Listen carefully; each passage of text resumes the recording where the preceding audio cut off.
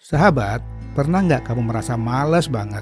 Rasanya ingin rebahan terus, mager, dan tidak melakukan apa-apa. Enak banget ya rasanya. Tapi hati-hati, di balik kenyamanan itu ada bahaya yang mengintai. Coba tebak, berapa banyak waktu yang disia-siakan karena kemalasan. Ternyata, rata-rata orang membuang waktu hampir 70% dari waktu produktifnya dengan bermalas-malasan. Kaget kan? Bayangkan, berapa banyak mimpi yang tertunda dan kesempatan yang terlewat hanya karena kita memilih untuk terus rebahan. Ayo kita renungkan sejenak, apa impian terbesar yang masih tertunda dalam hidupmu? Yang dulu bikin kamu semangat luar biasa, tapi sekarang cuma jadi angan-angan. Kemalasan itu seperti pencuri yang tidak terlihat. Dia diam-diam mencuri impian, kebahagiaan, bahkan potensi terbaik kita. Tapi tenang, masih ada waktu untuk berubah.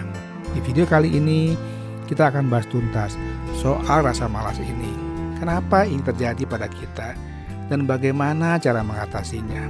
Selamat datang sahabat di channel Sukses Bahagia bersama Lesmana. Ada dua jenis kemalasan, kemalasan fisik dan mental.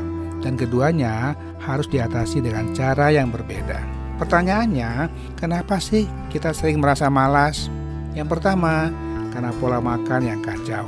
Tubuh kita ini ibarat mesin.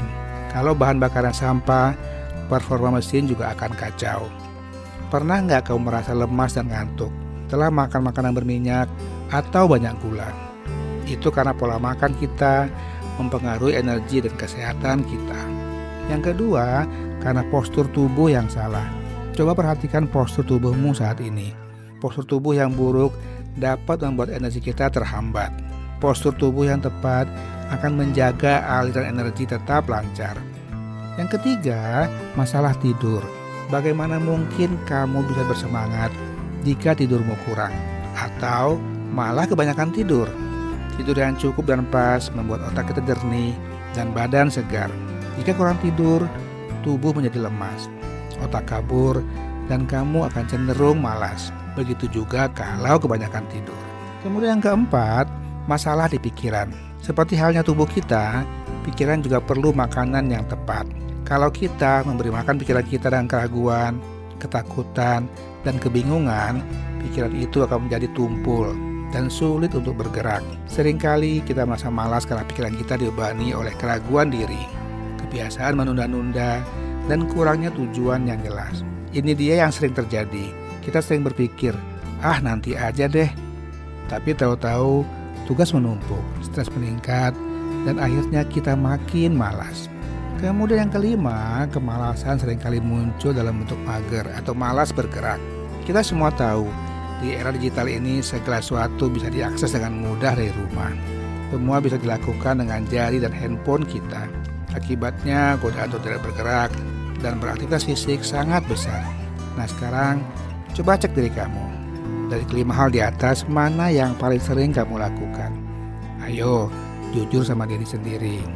Lalu, apa kerugian dari sifat malas ini? Kenapa kita harus berubah? Kemalasan bukan hanya membuat kita tidak produktif. Kita akan kehilangan banyak kesempatan untuk berkembang dan mencapai potensi penuh kita. Akibatnya, bisa menjauhkan kita dari mimpi-mimpi kita. Kemalasan juga bisa membuat kondisi fisik dan mental kita menurun. Tubuh yang tidak aktif menjadi lebih rentan terhadap penyakit. Sementara pikiran yang malas menjadi sarang bagi stres dan kecemasan. Kemudian, kemalasan juga mempengaruhi hubungan kita dengan orang lain. Ketika kita malas, kita cenderung mengabaikan tanggung jawab kita, yang pada akhirnya dapat merusak kepercayaan dan rasa hormat dari orang-orang sekitar kita. Dan yang paling menjadikan, menyesal di masa depan. Coba bayangkan, 10 tahun dari sekarang, kamu melihat kembali ke belakang. Apa yang akan kamu sesali jika terus-terusan bermalas-malasan? Nah, sahabat yang baik, sekarang saatnya kita melawan kemalasan. Cobalah lakukan langkah-langkah berikut ini. Yang pertama, perbaiki pola makan. Mulailah hari dengan buah segar, sehat, dan bikin semangat. Kurangi konsumsi junk food. Walaupun enak, efeknya pada tubuh kita sangat besar. Porsi makan juga jangan terlalu banyak dan kurangi ngemil. Minumlah air putih yang cukup minimal 8 gelas sehari. Langkah yang kedua, jaga postur tubuhmu. Coba cek postur tubuhmu. Berdiri tegak, jangan membungkuk. Luruskan badan dan tarik napas dalam-dalam. Rasakan bedanya. Kemudian, cobalah berjalan sebentar setiap 2 jam. Selain baik untuk tubuh, juga menyegarkan mata. Langkah yang ketiga, tidur yang berkualitas. Buatlah jadwal tidur yang konsisten dan cukup. Tidak kurang dan tidak juga berlebihan. Tubuh kita membutuhkan rutinitas. Jauhkan ponsel 1 jam sebelum tidur. Mungkin sulit, tapi sangat bermanfaat. Langkah yang keempat, berhenti menunda-nunda. Jika ada sesuatu yang bisa dilakukan sekarang, lakukanlah. Menunda hanya akan menambah beban mental dan menciptakan kebiasaan malas. Mulailah dari hal kecil, seperti merapikan tempat tidur setelah bangun. Gunakan teknik 5 menit. Katakan pada diri sendiri, aku hanya perlu memulai selama 5 menit. Biasanya setelah mulai, semangat untuk melanjutkan akan muncul. Langkah yang kelima, ciptakan lingkungan positif. Lingkungan berpengaruh besar pada sikapmu. Bergaulah dengan teman-teman yang punya semangat dan bisa beri kamu dorongan untuk terus maju. Sahabat yang baik, kemalasan itu seperti karet gelang. Bisa diulur terus, tapi jika terlalu lama akan putus dan menyakiti kita sendiri. Ingatlah, kemalasan bukanlah takdir kita. Itu hanyalah kebiasaan. Dan kebiasaan bisa diubah. Jangan biarkan kemalasan mengendalikan hidupmu. Bangkitlah dan ambil tindakan. Setiap kali kamu merasa malas, tanyakan pada dirimu, apa tujuan terbesar dalam hidupku? Apa alasan kuatku untuk mencapainya? Mulailah dari hal kecil hari ini. Lakukanlah satu hal yang sudah lama kamu tunda dan rasakan perbedaannya. Pasti terasa menyenangkan.